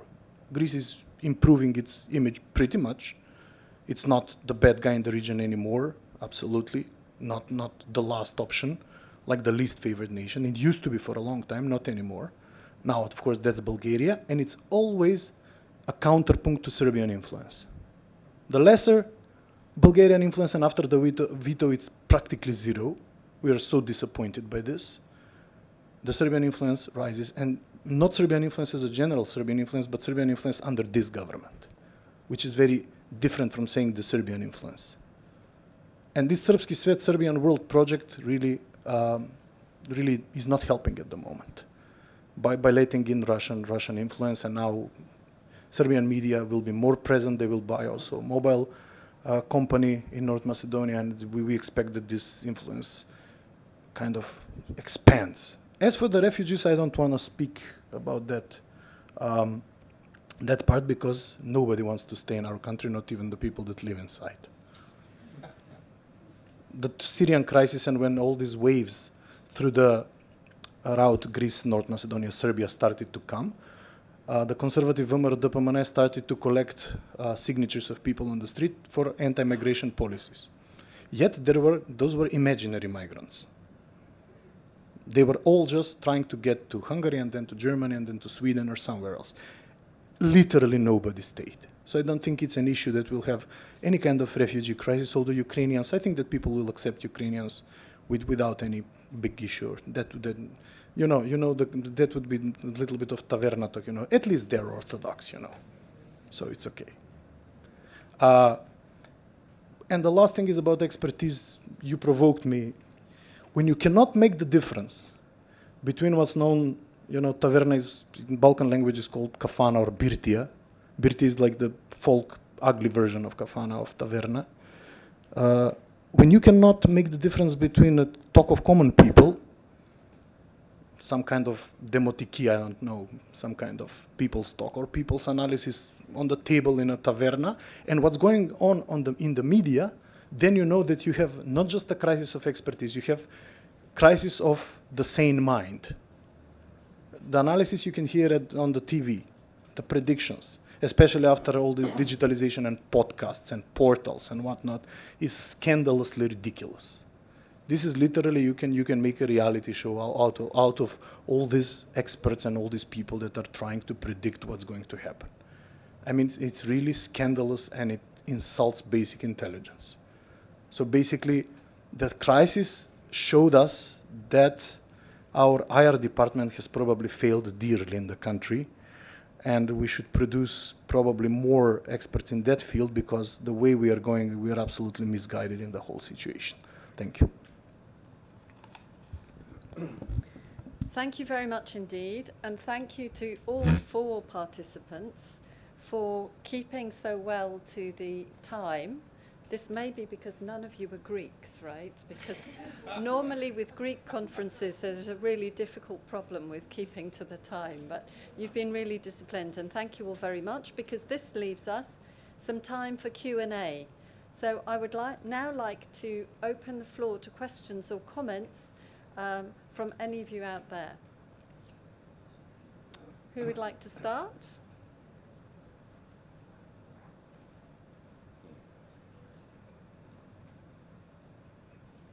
Greeks know everything, so they don't need to ask questions. But there are quite a few people in this room who are not actually Greek. Our students are international. There is one in the back. Yes. This question will go to Ms. Gita, and it will be about the political situation in Romania, because you analyzed it at the start that it was simply a negotiation between 2 parties that would have a different govern each other. Excuse me. So, having such a type of government, wouldn't that cause an issue of efficiency and effectiveness towards this crisis that we have? And in case, and let's hope that it will not happen, that this Ukraine war spills into the Balkans, since the first target country that would be affected mainly would be Romania and Moldova. What is your stance on this, and what would you suggest that would solve this issue? Okay, just for the benefit of Dr. Adar, the first question was actually about the situation in Romania. So if we have any questions on Turkey, I will ask anybody who wants to ask about Turkey to actually come up here and speak into the microphone so that Dr. Adar can hear us. But Professor Gika, over to you to answer that question. She needs a microphone. Ooh. I failed. We're switching again. Yes. I know. It's fine. It's fine. Very quickly, I mentioned the situation in Romania with this unique government where they changed prime ministers, to tell you that basically, even if it's a coalition government, it's a government where there is competition. So at the beginning, they didn't know how conservative they should be for their own electorate. So they were waiting for how to react to the refugee crisis. So each was waiting for the other. So initially the government waited for at least 1 week, if I remember well, to communicate. In that 1 week, our own university was the first to actually create an instrument for refugees, especially from the university environment, called Uni for Ukraine. So with just 5 students in our master program, we managed to do that for the entire community, and to put all the information, the public information, in 3 days it was ready, and it was ready in 3 languages, and then in 1 week we made it in 8 languages. So it was something that 5 people could do. But the government of Romania couldn't do it for a week, could not communicate anything for a week because of this particular political dynamic. Now, what happened was that at that time the prime minister was the former general, And he was fearful to engage anything militarily because of the, he knew quite well how badly the situation of the army was, and that they couldn't provide much, but they were very, very bad in communicating because actually they were on the field. We do have a paramedic service that is actually very professional, and they were there from the very beginning, but they were not that visible because of the way the government communicated. They also undermined the trust of the public in the public authorities in relation to the authorities.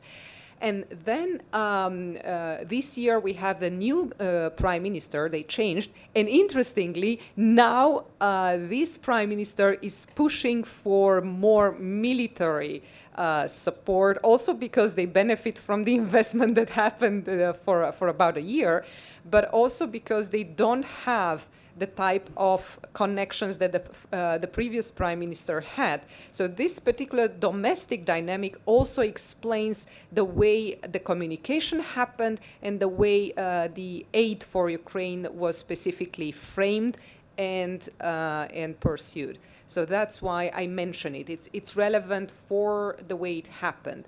Otherwise, it's just a very unique situation that happened in the political history of Romania. We never had this coalition governments. Yes, we had, but we never had a coalition government where we changed prime minister from the very beginning, knowing that this is the deal.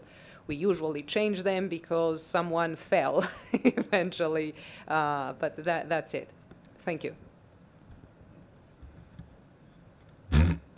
Professor Zavaki. Thank you. What I would like to ask, and I'm curious Can you about- speak up? Would you like to come here, actually? So that hears you as well.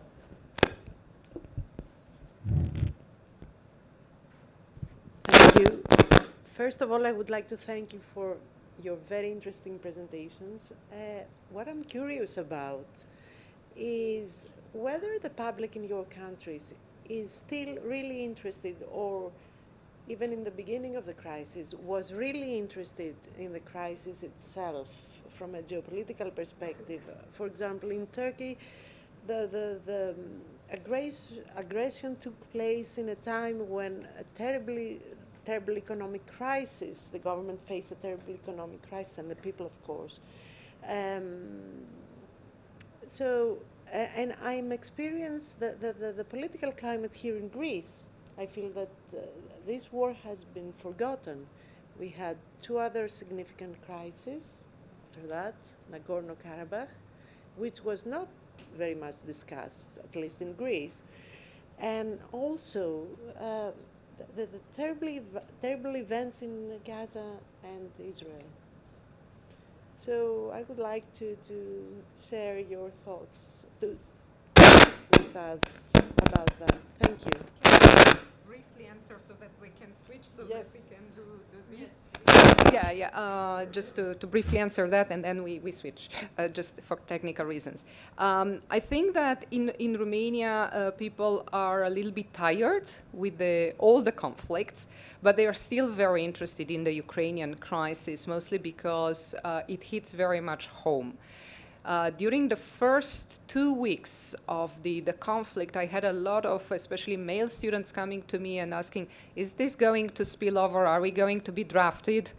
So it was a real scare for them, although it was a ridiculous scare if you knew a little bit. You know, we're NATO member. If it happens, we are going to be all together. But it won't happen. We are going to try to avoid this as much as possible. We don't want this to spill over. And if you don't want to fight, you don't have to. That's ridiculous. And there are networks through which we're protecting people who don't want to fight and are pursued politically. So don't worry about that. But it was very difficult to convince even educated people that this is not going to happen. But still, we eliminated mandatory drafting about a decade ago.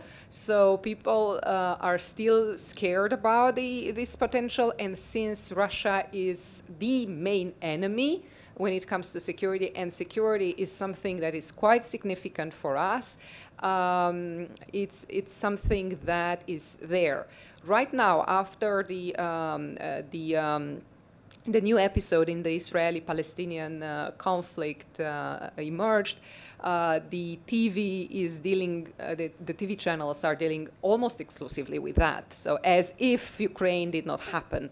But people got very soon tired of this type of treatment, and they are still asking, and what is going on in Ukraine? And they are constantly following what is going on in Ukraine, even if on TV they are seeing just Gaza, Gaza, Gaza, Gaza.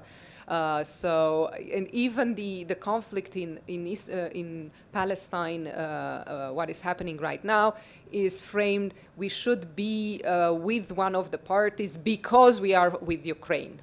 So it's framed in relation with Ukraine all the time. So that's briefly what is happening in Romania. But now, Thank you very much. So while you're swapping seats, Jovan, would you like to answer about Serbia? You mean about the fatigue, the war fatigue? Yes. Yes, it happens.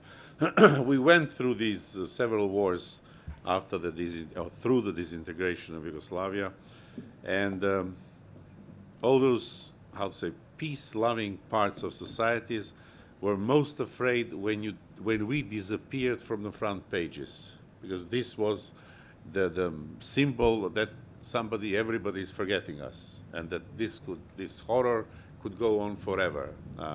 Horror can go on forever, please believe me. But on a not completely related note, I wanted to actually add something to a beautiful analysis from about North Macedonia and also Romania, where our participants found out actually that there is no efficient Russian propaganda actually, and it is true also for Serbia. So the Russia-loving country has really no Russian propaganda. It is all domestic, local product, actually, for the local political market. And because Russia has 1.5 media outlets in Serbia, one is Radio Sputnik, I still have to meet a person who has ever turned to Radio Sputnik. No one, literally no one. It is in Serbian, of course. Their only advantage is they give the news feed for free to many local radio stations. There is also, since several months ago, the RT, formerly Russia Today, website. Vucic, accused justifiably for being pro-Russian, has never allowed a Russian media, Russian TV station, for example, to come to and work in Serbia. So only RT, the website, that is not something. There are direct Russian political ties to certain political parties. We identify politicians as Russian people or not Russian people. There are other categories as well, but and we know actually because of the record they have had in the last 10 or so years. There are also many new NGOs that operate with some, how to say, some hidden, untransparent Russian funds. I used to be a chairman of the board of Soros Society in Serbia for 7 years. The difference between normal foundations like this one and good foundations like this one and Russian foundations is that our activities were fully transparent. Every single dinar sent, whatever, was there in the books. So nobody could say we are hiding something. In this Russian case, many things are being hidden, and this is also how propaganda goes. But in the newspapers, actually, you would have actually Serbian journalists within Serbian, usually very yellow press, defending Russian positions. Why? Because they were told to do that from above. It's as simple as that. Thank you. Okay. Thank you. So, Dr. Adar, maybe you would like to come in both on the question of Ukraine war fatigue in Turkey, whether people are still interested in this topic, but also if you'd like to comment on the Russian propaganda issue, that would also be interesting. Thank you. Yeah, the war fatigue, as I said, I think since from the beginning, I mean, of course, at the very beginning of the war, there was discussion in the Turkish public about the war, but it was not, I would say, as intense as it was in the European publics. So that's one issue. Therefore, I'm not sure there is fatigue about because we talked about it so much and now we are not talking about it anymore because it wasn't the case. And the second issue is that we are, bear in mind that we are talking about a country when we talk about Turkey, which is basically surrounded in a war neighborhood since from the 1990s. So in a way, the very concept of war has been always there. First Gulf War, Second Gulf War, the Balkan Wars, probably the 2000s, when the AKP came to power, is the only decade in which there was no kind of like burning conflict, so to speak, in Turkey's neighborhood, to the south, to the east, to the west. And a third element, since 2016, because of the change in Turkey's political system towards an autocracy, there is also, in my opinion, a very systematic and concerted kind of a war mindset that is propagated by the government. That Turkey is, and that's, I mean, the origins of it go back to the foundation of the republic and so on, but I think it has taken a completely new phase since 2016 in the sense that this is a country that is under constant threat, be it from its Western allies, be it from Iran, be it from Russia, etc., etc. So you cannot trust anyone, and thus it needs to be in a kind of constant state of war. So in that sense, it's almost like the war mentality is the norm in the country, I would say, separate from what's happening in Ukraine. And going back to what's happening in Ukraine, as I said, since the discussion was very different than the discussion in Europe, I think that the very terminology of war fatigue is not very, I would like to say, is not very helpful in the case of Turkey. And the other question was about Russian propaganda. That's actually a very good question. And unfortunately, except for, and at least to my knowledge, except for one piece that is published by a Turkish think tank, there is unfortunately not enough evidence to speak about Russian propaganda.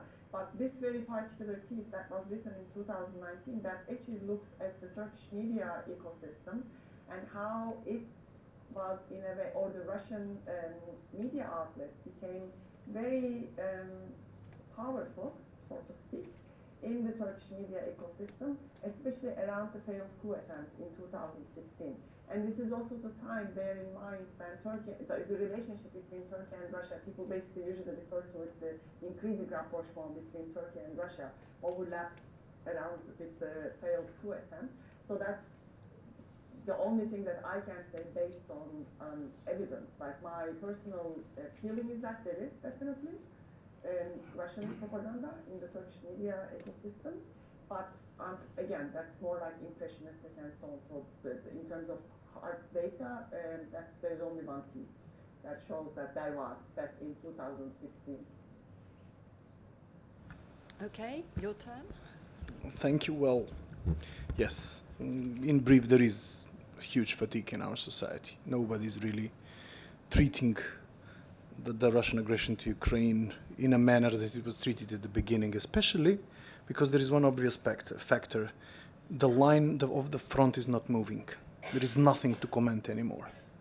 I checked, Russia invaded a bit more this year, like 100 square kilometers more than Ukraine liberated.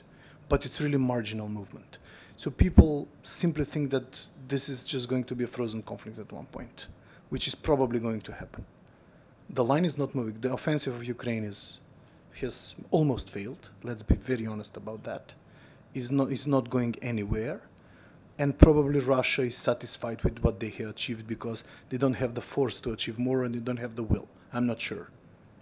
Probably the political cost is too high of gaining Odessa, for instance, or trying to block access to the Black Sea of Ukraine. It will take more recruitment, and once you start recruiting in Moscow and not in the faraway near to Asia parts of Russia, you have a problem with public opinion. Then it becomes nasty.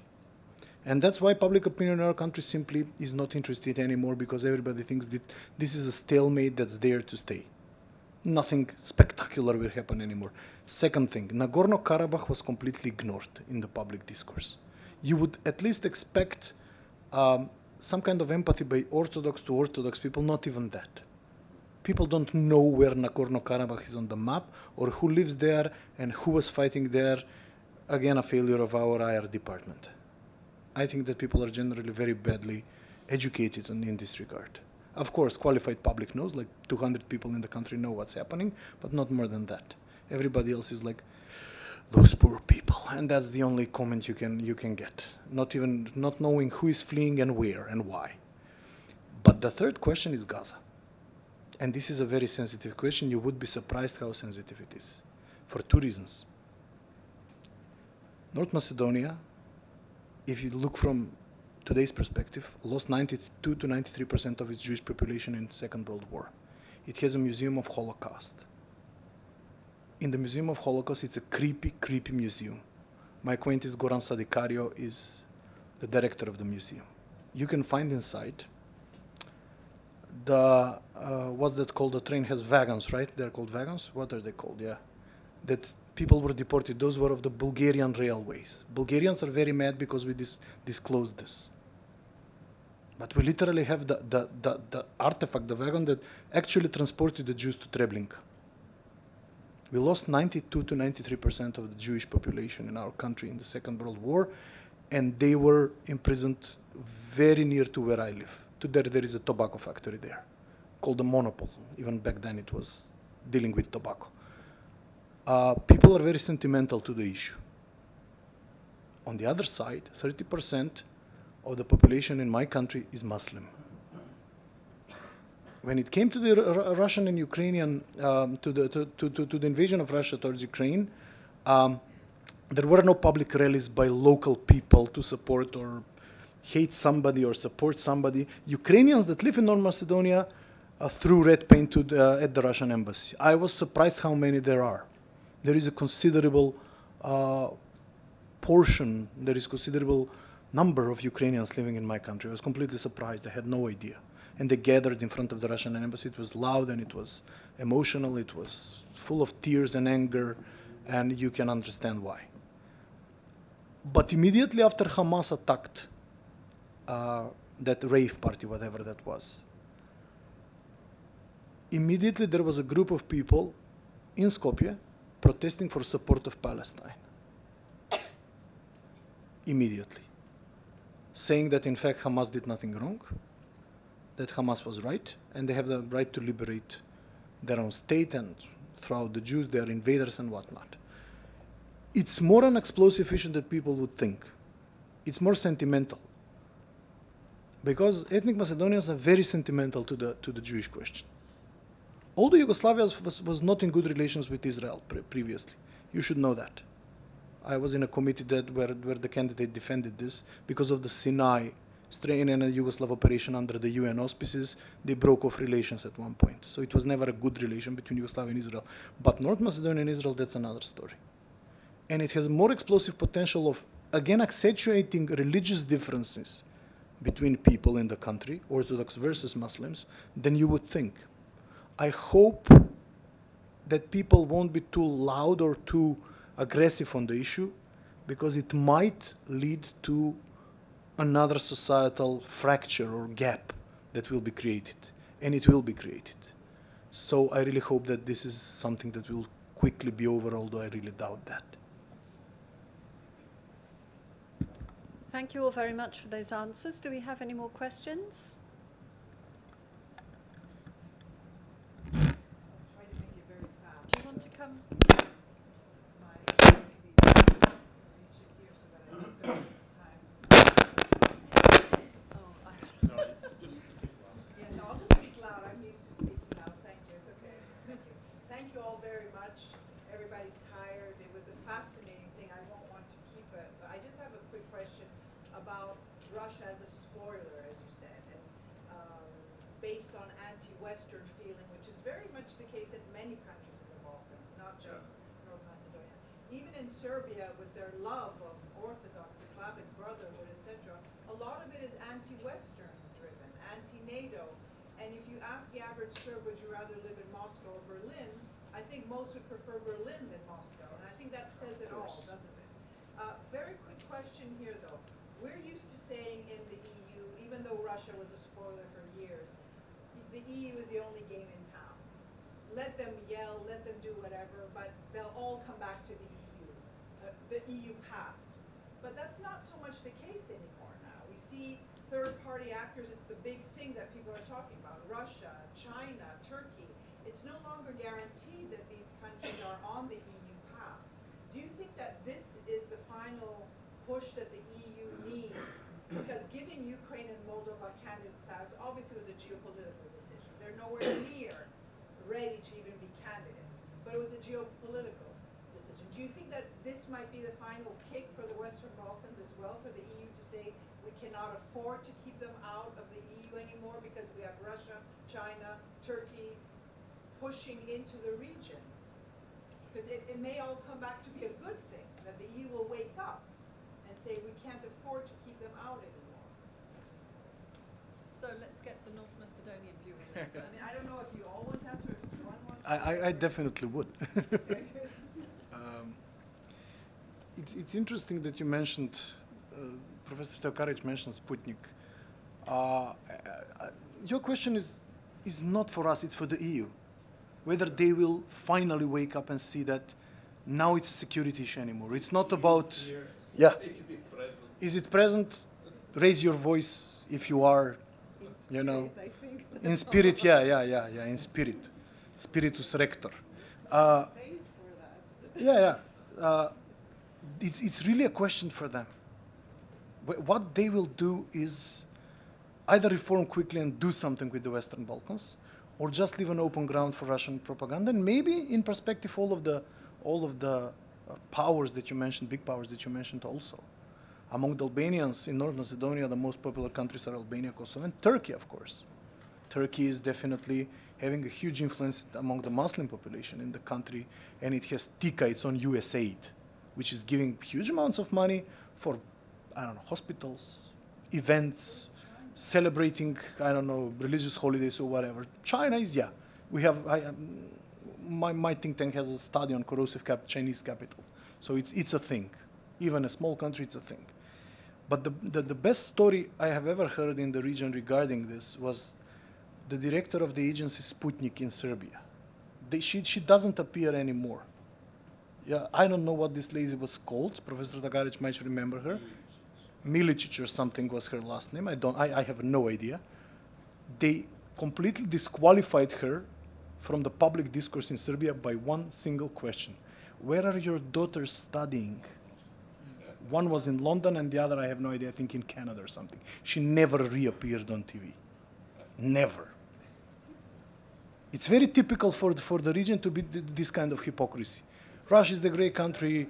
They will destroy the Ukro-Nazis. I will migrate to the Czech Republic. I'm migrating to London in a few days. The best story I have is a friend of mine that went to the United States. He went to high school with me. He lives in Boca Raton, has a very successful trucking business and a yacht. Of course, he has a local wife. He came to the country just to marry, like many Greeks do. Probably has watched my Big Fat Greek Wedding 100 times because he recognizes the cultural patterns. And he comes to me, and I haven't seen him like in 15 years. He comes to me and asks me, and the first thing he tells me, now the Russians will kill every single Ukrainian. Come on, you made your money in the United States. This is sick. You're a millionaire in Boca Raton. You're a big part of the diaspora, and you're telling me how the Russians will destroy Ukraine. What? It was so disturbing, I must say. But I love this argument because it's true. Okay, so on the question of the EU, Professor Terkarovich? We simply don't know. Denat is right. This is not a question for us. There is no enthusiasm with this new impetus for the alleged new impetus for EU enlargement now, with Ukraine and Moldova, possibly Georgia joining the club. And actually, there is frustration and jealousy in the Western Balkans, which was best presented by one of politician from the Western Balkans who has the best sense of humor. This is the Albanian Prime Minister Edi Rama, who 2 months ago, if you haven't seen this video, said famously, if a country needs to be attacked in order to makes a fast progress towards the EU, we can organize it. So, yes, so we can ask politely, the Albanians, we can ask politely Greece to attack us. They will very readily do that for us.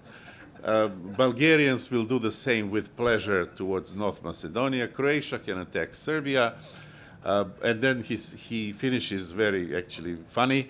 Bosnia will attack itself because it is divided. And Montenegro, then he makes this move, will play dead on the beach. So this is, he actually, this is the essence of this frustration and jealousy. There might be some cooperation between these, how to say, the region that has been waiting for 20 years and the newcomers. But I'm afraid there will be no harmony in those relations, and the future is bleak. I suggest to everyone to read a very good analysis of 12 experts from Germany and France that was published a month ago. German and French government actually wanted it so this is the analysis that presents their own views, also the views of France and Germany, on how the EU should be reformed in order to be, and this is a good phrase, enlargement ready. A lot of work, actually. So whatever is, being done in the region that we are speaking about has to be somehow complemented on the other side. We're not sure, actually, if either side is ready to commit itself so much. Thank you. May I quickly jump? Yes, of course. About the Turkish influence. I mean, I think the last 20 years have powerfully shown that, yes, Turkey is a disruptive actor in its neighborhoods, and it has increasingly developed strong systemic critique, which I kind of alluded to in the both rounds about, like, be it the anti-American position, seeing the war as a one between NATO and Russia, etc., etc. Yet at the same time, I think we should not forget that Turkey is embedded in the Western institutional architecture. It is a member of NATO. It is in a customs union agreement with the EU since 1995, and it is still, at least on paper, a candidate country, even though obviously the accession is de facto dead. Everyone knows that, no one says it, but officially it is a candidate country. And because of that, so it's a little bit like it's a country that tries to challenge the system from within the system, and that's why I think it's a disruptive actor. But because of that, when it comes to the Western Balkans, Turkey is, it's interesting. I wouldn't necessarily kind of put it in the same category with Russia and China, mainly because of the fact that I think the Turkish policy in the Western Balkans do not necessarily always actually contradict the European policies. For instance, Turkey is a staunch supporter of the region, both into the EU, but also to NATO, right? And when it comes to the Turkish influence, yes, Turkey has been trying to position itself as the leader of the Sunni Muslim world since the Arab Spring. It significantly failed to do that, in my opinion. And what we are seeing right now in its response to Gaza, it's basically a very stark evidence to that, that it cannot actually do it. And when it comes to the economic influence, if you look at Turkey's engagement with the Southeast European countries, its main economic partners are the EU member countries, Greece, Bulgaria, and Romania. I mean, it has obviously trade with the Western Balkans, but and this goes back to what I said earlier in the first round, it is an actor that primarily pursues its own interests. And the economic influence in the Western Balkans is also, as far as I follow, not similar to that of China or Russia. Similar goes to its influence in the security realm. Yes, it sells drones, yes, it has security cooperation agreements and so on. Still, I think it's quite marginal compared to the Russian and the Chinese security arrangements in the region.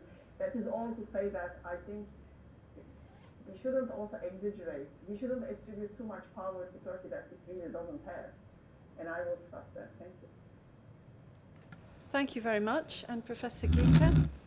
Very quickly about the money in the impact. Actually, before the invasion of Russia in Ukraine last year, we did research in the Balkans, in the Western Balkans, about what people knew about the money that was provided in the region by EU and by other donors.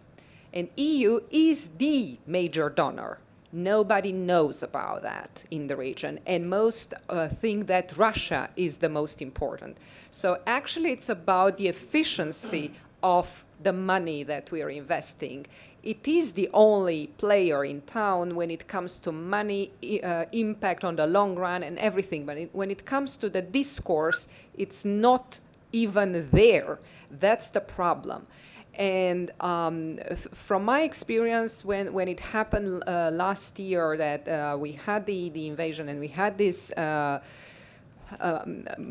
huge amount of civil society initiatives, we also had a lot of interest from journalists, Western journalists, coming to Romania to see what is going on, what is happening, and so on and so forth.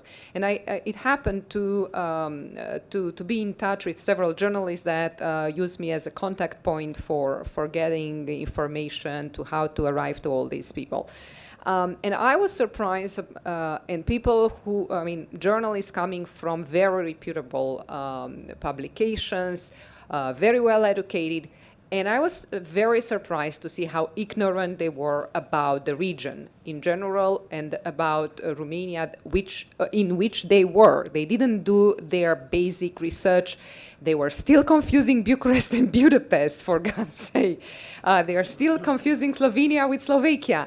And these are some of the best people in the field. And I was amazed, and that's not the only time when it happens.